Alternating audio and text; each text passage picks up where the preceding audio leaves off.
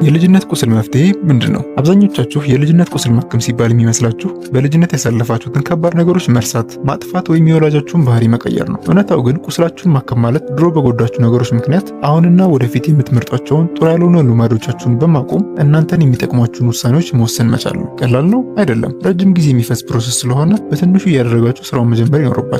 ስለዚህ እንደ መጀመሪያ አንድ ስራ ልስጣችሁ። ከዛሬ ጀምሮ ድንገት ስትበሳችሁ፣ ጥሎይ ቢሄዱስ ብላችሁ ስትፈሩ፣ ሁሉንም ሰው ለማስደሰት ስትሞክሩ እና የመሳሰሉት የቁስል መገለጫዎች ሲሰማችሁ 15 ሰከንድ ወስዳችሁ ራሳችሁን እንዲብላችሁ ጠይቁ። ይህ ስሜት እንዲሰማኝ ያደረገኝ ውስጥ ያለው የተጎዳው ልጅ ወይም ኢነር ቻይልድ ነው ወይስ ስሜቴ ትክክለኛና ምክንያታዊ ነው? ይህን ጥያቄ ራሳችሁን መጠየቅ ከለመዳችሁ የትኞቹ ባህሪዎቻችሁ ላይ መስራት እንዳለባችሁ ለማወቅ ይረዳችኋል። ሁለቱን እንዴት መለየት እንደምትችሉ በቀጣዩ ኤፒሶድ እንቀጥላለን።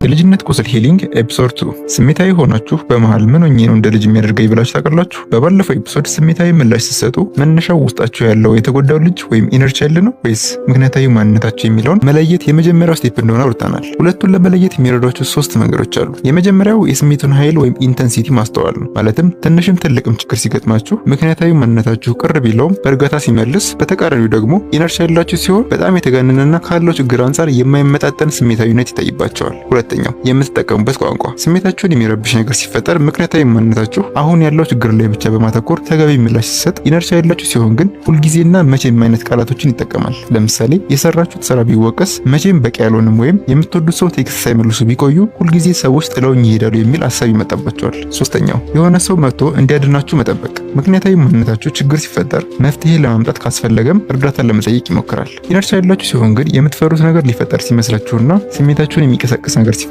ትንሽና አቅም ቢስ እንደሆናችሁ ስለሚሰማችሁ የሆነ ሰው መጥቶ ስሜታችሁን እንዲቀይሩት መጠበቅ፣ ለእናንተ ስሜት ጥፋተኛ እነሱ እንደሆኑ በማሰብ ይቅርታ መባል መፈለግና የመሳሰሉትን ነገሮች በማድረግ ካላችሁበት ስሜት መረበሽ እንዲያድኗችሁ ትጠብቃላችሁ። እስቲ በዚህ ሳምንት እነዚህን ባህሪዎቻችሁን ለማስተዋል ቁስላችሁን ለመለየት ሞክሩ። ቀጣዩን ስቴፕ በኤፒሶድ 3 እንቀጥላለን። ከልጅነት ቁስል የሚመጣው ባህሪያችሁን ከምክንያታዊ ማንነታችሁ እንዴት መለየት እንደምትችሉ በባለፈው ኤፒሶድ አውርተናል። ለምንድን ነው ግን የልጅነት ቁስላችን የሚነግረን ውሸት እውነት የሚመስለን? ምክንያቱም ቁስሉ በልጅነት ጊዜ ሰርቫይቭ ለማድረግ አይምሯችሁን የፈጠረው እምነት ስለሆነ ነው። ለምሳሌ እናታችሁ ስታድጉ እያንዳንዱ ስራችሁን ትወቅስ ከነበረ ይህን በሁለት መንገድ መተርጎም ትችሉ ነበር። አንደኛ እናታችሁ ጥፋተኛ ወይ መጥፎ እንደሆነች ማሰብ፣ ሁለተኛ ደግሞ ችግሩ እኔ ነኝ ብሎ ማሰብ። ግን በዛ ሰዓት እናታችሁ የምግብ የልብስና የደህንነት ምንጭ ስለነበረች ፐርፌክት ናት፣ ችግሩ ከሷ ሊሆን አይችልም። ስለዚህ ያ ማለት ችግሩ ከኔ ነው ለማለት ይቀል ነበር። ይህም አስተሳሰብ ችግሩን ለማቆጣጠር ማድረግ የምትችሉት ነገር እንድታስቡ ስለሚያደርጋችሁ ወቀሳው የሚያመጣውን የስሜት መጎዳት ለማስወገድ በሁሉም ነገር ፐርፌክት ለመሆን ትሞክራላችሁ። ከዛ ይሄ ውሸት እውነት እንደሆነ አምናችሁ ታድጉና በሁሉም ነገር ፐርፌክት ለመሆን ትሞክራላችሁ። ለፍቅር የምትመርጧቸውም ሰዎች እንደ እናታችሁ የሚወቅሷችሁን አይነት ይሆናሉ።